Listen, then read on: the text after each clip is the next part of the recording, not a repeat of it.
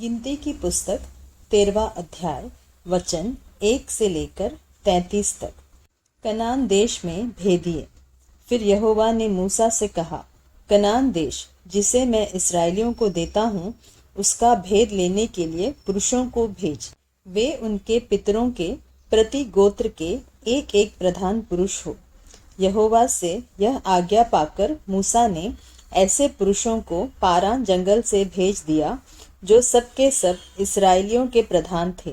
उनके नाम ये है: रूबेन के गोत्र में से जक्कूर का पुत्र शम्मू, शिमोन के गोत्र में से होरी का पुत्र शापात, यहूदा के गोत्र में से यपुन्ने का पुत्र कालेब, इसाकार के गोत्र में से योसेफ का पुत्र यिगाल, एप्रैम के गोत्र में से नून का पुत्र होशे, बिन्यामीन के गोत्र में से रापू का पुत्र पलती, जबूलून के गोत्र में से सोदी का पुत्र गदीएल, यूसुफ वंशियों में मनश्शे के गोत्र में से सूसी का पुत्र गद्दी, दान के गोत्र में से गमल्ली का पुत्र अमीएल, आशेर के गोत्र में से मिकाएल का पुत्र सतूर, नप्ताली के गोत्र में से बोपसी का पुत्र नहूबी, गाद के गोत्र में से माकी का पुत्र गुएल।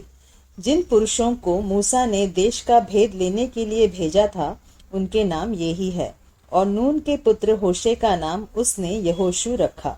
उनको कानान देश का भेद लेने को भेजते समय मूसा ने कहा, इधर से अर्थात दक्षिण देश होकर जाओ और पहाड़ी देश में जाकर उस देश को देख लो कि कैसा है, और उसमें बसे हुए लोगों को भी देखो कि वे बलवान है या निर्बल, थोड़े हैं या बहुत, और जिस देश में वे बसे हुए हैं वह कैसा है, अच्छा या बुरा, और वे कैसी कैसी बस्तियों में बसे हुए हैं, और तंबुओं में रहते हैं या गढ़ अथवा किलों में रहते हैं, और वह देश कैसा है, उपजाऊ है या बंजर है, और उसमें वृक्ष है या नहीं, और तुम हियाव बांधे चलो और उस देश की उपज में से कुछ लेते भी आना।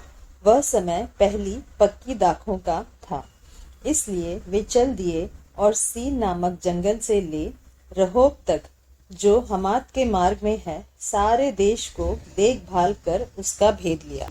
वे दक्षिण देश होकर चले और हेब्रोन तक गए। वहां अहीमन, शेशै और तलमय नामक अनाक वंशी रहते थे।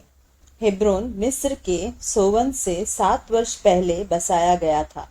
तब वे एशकोल नामक नाले तक गए और वहां से एक डाली दाखों के गुच्छे समेत तोड़ ली, और 2 मनुष्य उसे एक लाठी पर लटकाए हुए उठा ले चले गए, और वे अनारों और अंजीरों में से भी कुछ कुछ ले आए। इस्राएली वहां से दाखों का गुच्छा तोड़ ले आए थे, इस कारण उस स्थान का नाम एशकोल नाला रखा गया। 40 दिन के बाद वे उस देश का भेद लेकर लौट आए और पारान जंगल के कादेश नामक स्थान में मूसा और हारून और इस्राएलियों की सारी मंडली के पास पहुँचे और उनको और सारी मंडली को संदेशा दिया और उस देश के फल उनको दिखाए।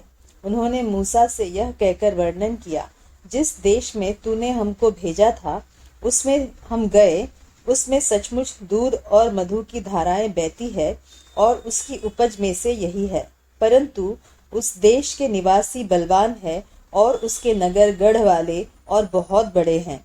और फिर हमने वहां अनाक वंशियों को भी देखा।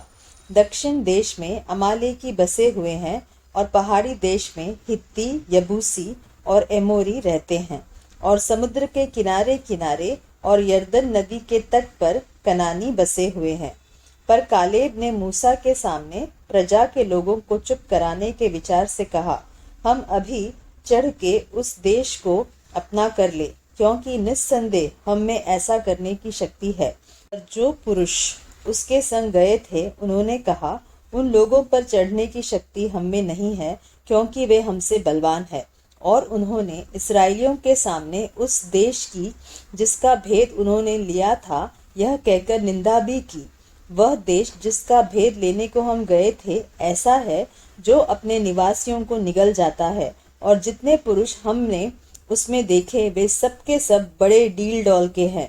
फिर हमने वहां नपीलों को अर्थात नपीली जाति वाले अनाक वंशियों को देखा, और हम अपनी दृष्टि में उनके सामने टिड्डे के समान दिखाई पड़ते थे और ऐसे ही उनकी दृष्टि में मालूम पड़ते थे।